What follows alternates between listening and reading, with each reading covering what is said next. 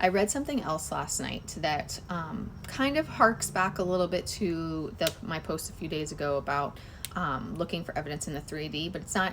It's on the same line, not exactly the same. I'd seen it on Facebook. I wrote a response to it, and now I actually want to discuss it on here too, because I realize this is another video twin flame talk worthy subject.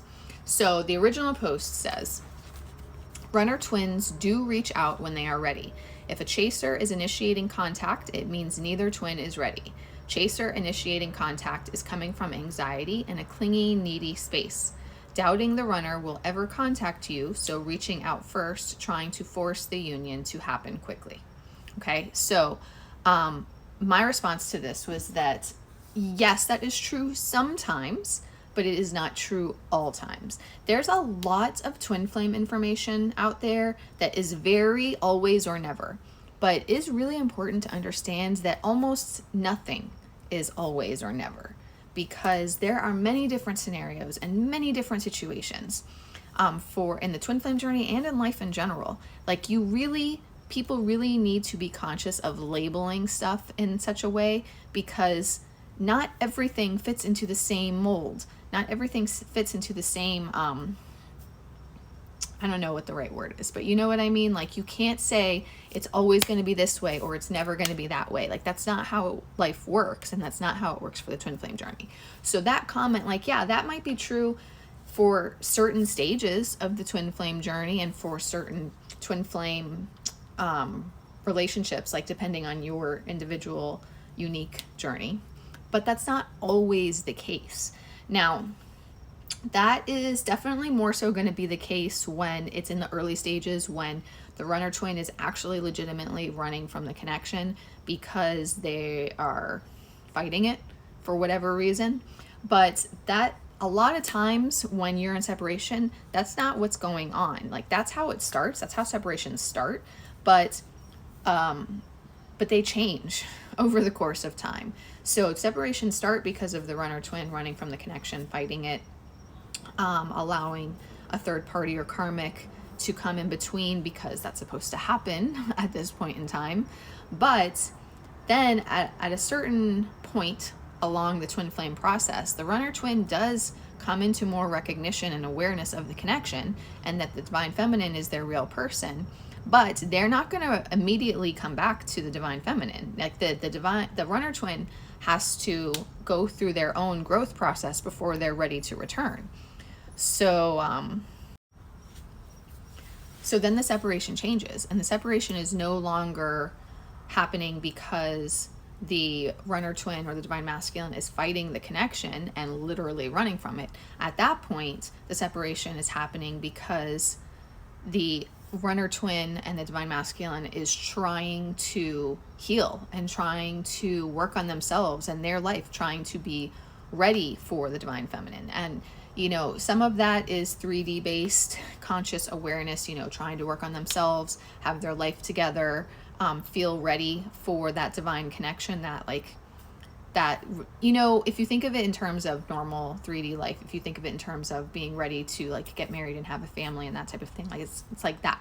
Like, they're trying to be ready for that relationship that they know is what they're going to be in for the rest of their lives, and that they're going to either marry or be committed to that person for the rest of their lives and build a family together and all that stuff. Not everybody is instantly ready for that. A lot of people need to work on themselves first before they're ready for that. And divine feminines, you need to not judge your masculine if he's not instantly ready. Like, you can't be mad at your divine masculine because they're not immediately ready to be with you and come running back to you.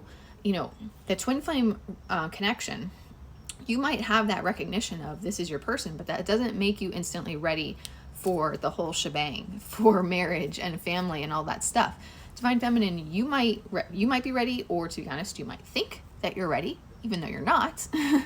But you cannot hold it against your divine masculine because he needs a little time to be ready himself. There's nothing wrong with that. There's absolutely nothing wrong with that. And we as a society need to learn to have more compassion and understanding for people where they're at in their life, what they're going through, their inner wounds. their struggles. If they're going through a dark night of the soul, most divine masculines go through dark nights of the soul that honestly bring them to their knees, bring them to rock bottom, and force them to discover who they truly are, and work on themselves and work on their lives and turn, go down a completely new path. And that is what prepares them for their twin flame. If your divine masculine is struggling with work or finances or something, like, they many times need time to work on themselves and feel ready and feel in their power and strength and like a king and or like a strong partner before they're ready to be with the love of their life. And that's okay. Don't hold it against them, okay? Give them the space that they need to get there, to be ready, okay? So anyway, like I was originally saying, the beginning of the separation period is going to be that running from the connection, fighting it, because the divine masculine is not even allowing themselves to see it yet because of all of their wounds, because of their self-worth issues, their avoidant issues, avoidant and attachment disorder stuff, where they are afraid to love or afraid to let true love in because it's scary, and they're afraid of abandonment. They don't consciously realize that, but that's what they're struggling with internally. And it's a process of coming around to all of that understanding and healing to allow their divine feminines in. So, but that's where it starts. Eventually the separation gets to a point where they do have that conscious awareness that this is their person, but then they need to work on themselves, or they need to deal with their karmic situations, or both, because the karmic situations more often than not are orchestrated in a way to force them to find their strength and their power within, to find their sovereignty, to no longer allow usually a toxic or abusive person to control them and control their lives. And it forces them to take control of their lives and take back their power and stand in it in order to be the king, to be the true divine masculine, and then return to their feminine. So it's a combination of working on themselves as well as defeating those lower energy vampires and usually a lot of the time like witches and black magic, dark arts people who are literally trying to trap them and keep them away from their divine feminines because they don't want twin flames coming into union. That's the whole spiritual side of things, of why these relationships happen also. Like, in their individual lives, they're teaching them lessons in healing, but the spiritual higher perspective of it is that it's the dark trying to prevent twin flames from being together. But anyway, even though that's not my focus here, it is important to understand that, divine feminines, because you need to understand that this is not just about the two of you and what's going on in your individual lives. There is a much bigger picture going on to everything, and that plays a huge role in twin flames and their journeys and their paths. So stop making the focus all about you. Stop making the focus about your individual issues, and recognize that this is a much bigger world scenario also, an ascension related scenario also. But anyway, so once the divine masculines get to that point, they do want to be with their feminines, but they have to work through these things first. So that's when that original quote no longer applies. So let me read that to you one more time. Runner twins do reach out when they are ready. If a chaser is initiating contact, it means neither twin is ready. Chaser initiating contact is coming from anxiety and a clingy, needy space, doubting that the runner will ever contact you, so reaching out first, trying to force the union to happen quickly. So like I was saying, once the divine masculine passes that running phase of the separation, and they do then have the awareness of the connection, that they do truly love their divine feminine and want to be with her, just isn't ready to be with her yet, that is when that quote really doesn't apply anymore, because then it's not that your twin is fighting the connection and you're trying to like force him into it. Like, that's not what's happening anymore. He might even be trying to get back to you and trying to communicate, and there can be all sorts of barriers to that, to be honest. Like, insecurities and low self-worth could be one thing that are blocking him. Needing to heal heart chakra and sacral chakra wounds can be barriers that need to be healed, that are making it hard for the divine masculine to excuse me, communicate properly. But then there can also be spells. Like I remember early in my journey, when I first found out about the spiritual warfare, I was told that the karmic was doing spells that were blocking communication between me and him.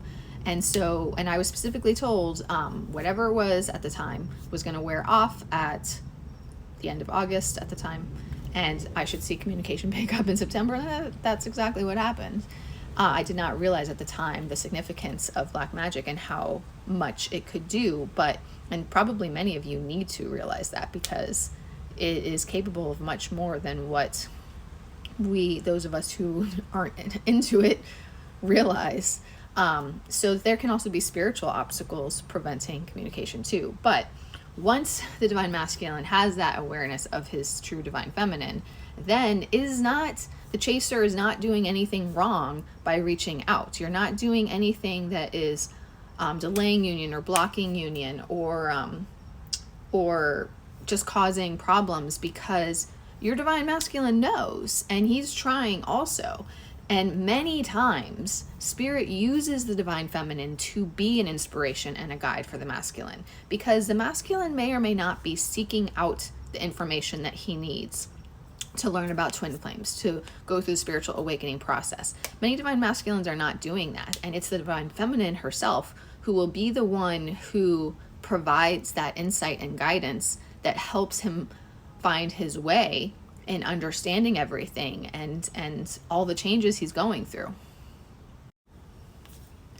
So many times the divine feminine or spirit will speak through the divine feminine to give the divine masculine the information that he needs to inspire him and guide him. So like that can be multiple ways. That can be in sharing certain things on your social media that your divine masculine will see. It can be in communications. Like if the divine feminine is reaching out to the divine masculine from the ego center, from that clingy, needy space, then yes, that's going to work against you. That's not helping anything. But many times an awakened divine feminine is reaching out to the divine masculine from an intuitive place, that is spirit guiding her to write certain messages to the divine masculine to help him, it can be to help him in his 3D material world, or it can be to kind of educate him about the spiritual stuff. Like I literally, in the beginning, I felt intuitively guided in some of the communications I sent to my divine masculine. And later on, now more specifically, there are literally times where spirit just outright tells me, like, you need to send him this message, and tells me exactly what to say. And I was like, okay.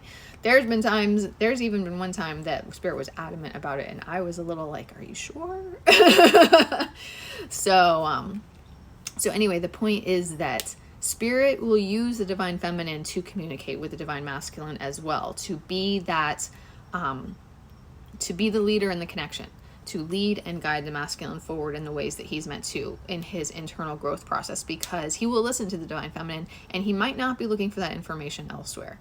It's also important to understand, like, connected to this, but also separately, like, the divine feminine is the lighthouse and the beacon for the masculine to find his way home, to himself, and then to find his way home to you, divine feminine.